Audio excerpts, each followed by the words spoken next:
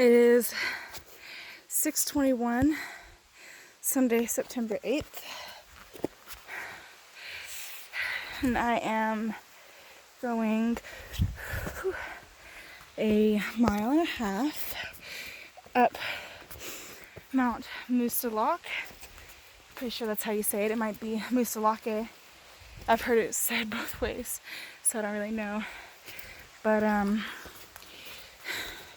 there's a picture at the beginning of this trail, and it says, this trail is rated as extreme level of difficulty. Turn back now if you're unequipped to handle the terrain. I took a picture of the sign. And it is a pretty tough terrain, I would say. I was telling myself it'd take me about an hour at least to go this mile and a half, and I was sitting there and I was going up for a while, and I was like, trying not to check the time, and I checked the time, and I started at 6:50. I said to myself I'd probably reach the shelter somewhere around 7, and I started around 5:50, and it's 6:22 now. I felt like I had been going at least a half hour. Definitely pretty slow going uphill here. Of course, it is straight up. You guys can't really see the depth, but that up there is like super high up.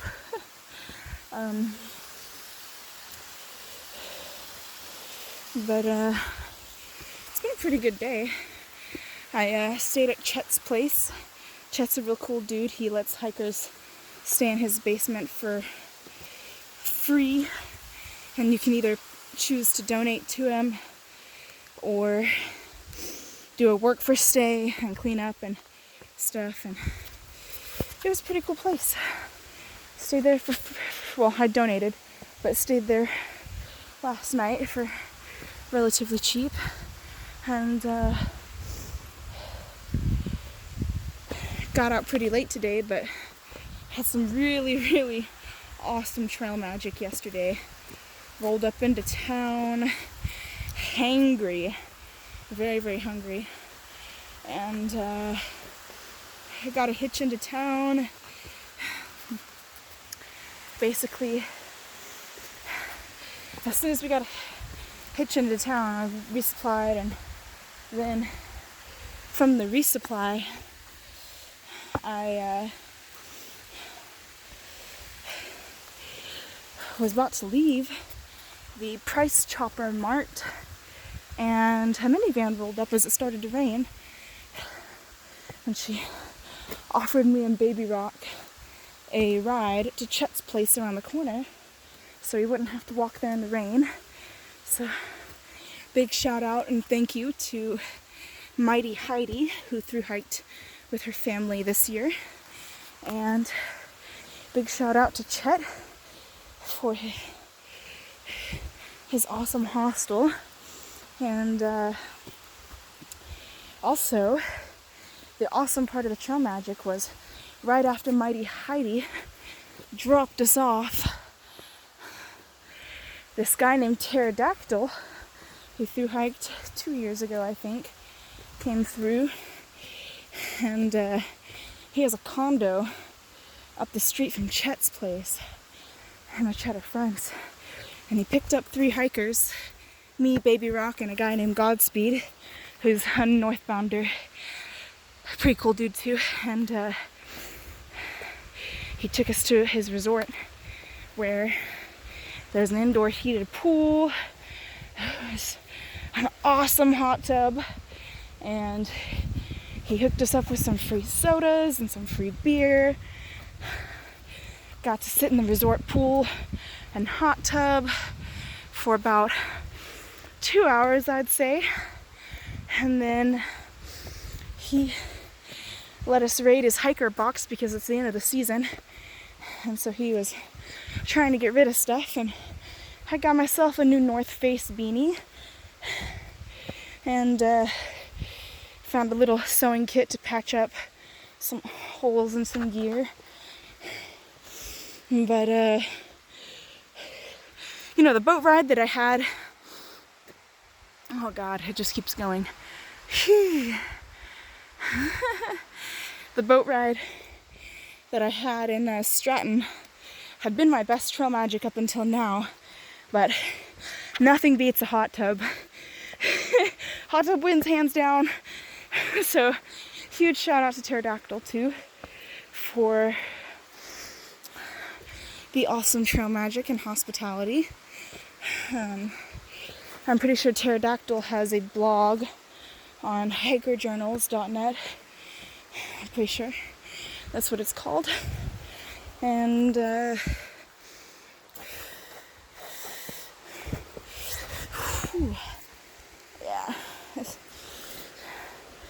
some tricky footing here. Mount Moosilauke is my last 4,000 footer until I enter the green tunnel. It'll basically be my last 4,000 foot mountain until the Smokies, I think. Klingman's Dome is, I think, where it starts to get pretty rugged again. Sorry, I'm like so out of breath here.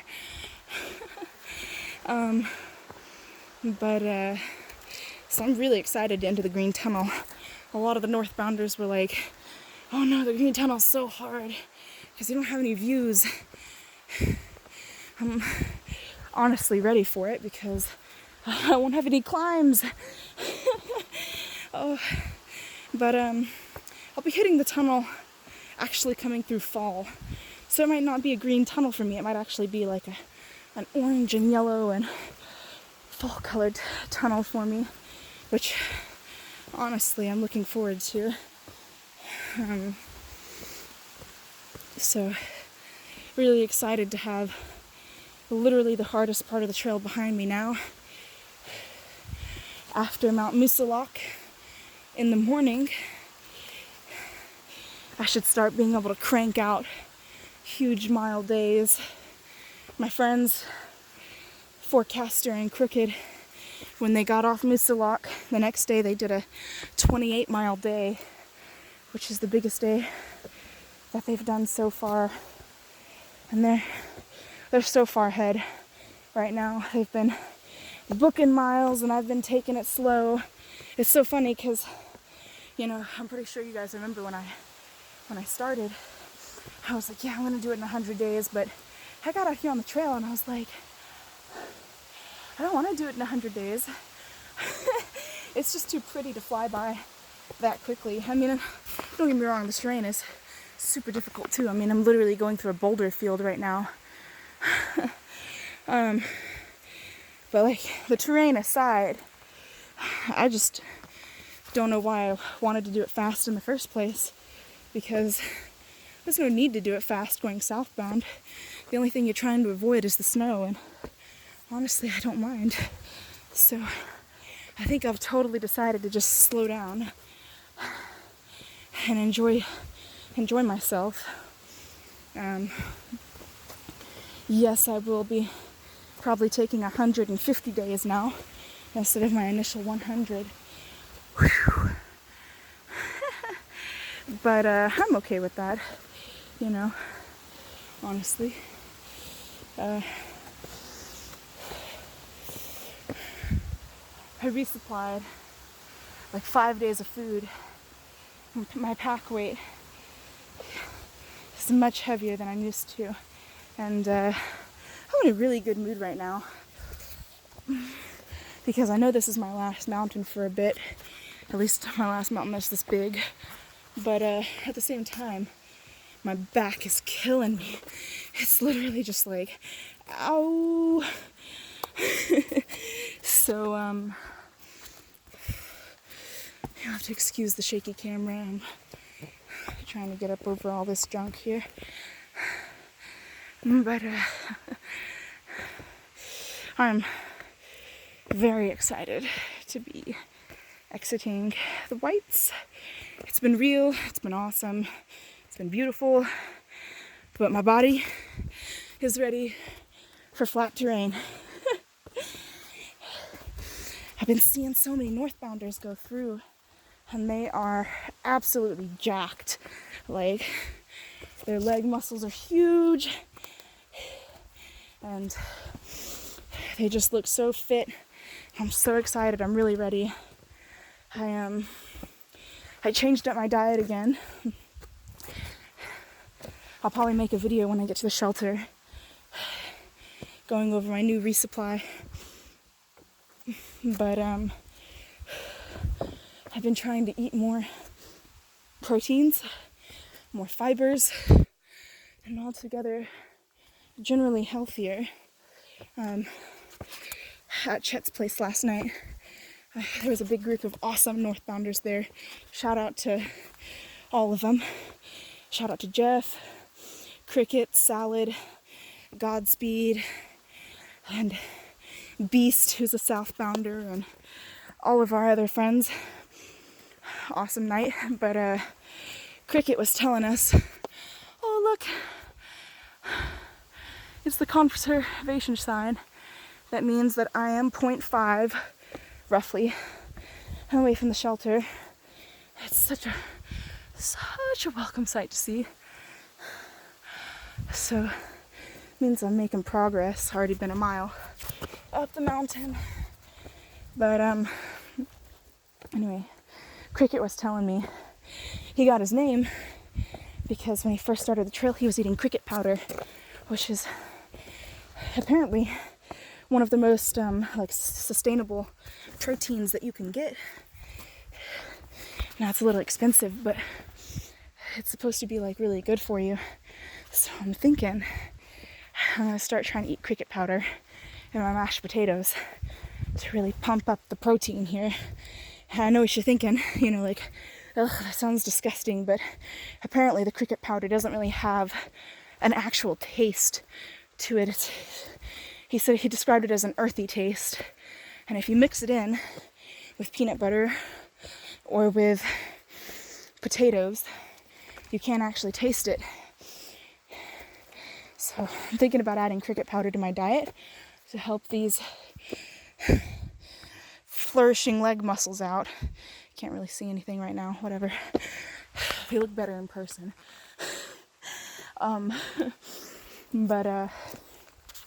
So I'm thinking about adding cricket powder to my diet, and apparently sardines are really good source of a lot of different nutritions that you need, and you can find them in olive oil, which I really like. Tuna in olive oil as opposed to tuna in water.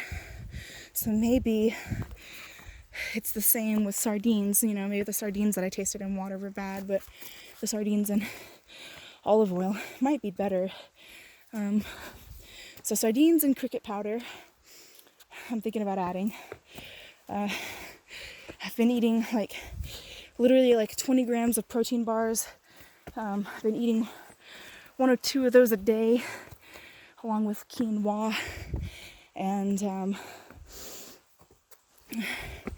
every time I get into town, I have a protein shake.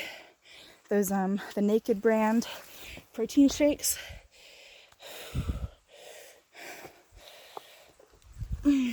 Had to think about that for a minute. Sorry. This terrain. Vlogging and mountaineering is kind of hard going. I got leaves in my hair and shit. Yeah. So, really hoping that by the time I get done here off the trail, I'm just gonna be muscles, tan and muscles. I was looking at my sock tan yesterday, and the hiker tan is real. I thought farmer's tan was bad. Hiker tan, so much worse. So much worse. Okay. Well, this video is getting on to be 15 minutes now. I think you've seen enough scrambly boulders and shit at this point. I wonder if you can see that view. It's never as pretty. No, you can't really get it. It's prettier from where I'm at, but anyway, just wanted to update you guys. After Hanover in 5 days, I cross into Vermont, so I'm super excited. It's my second state, so yeah.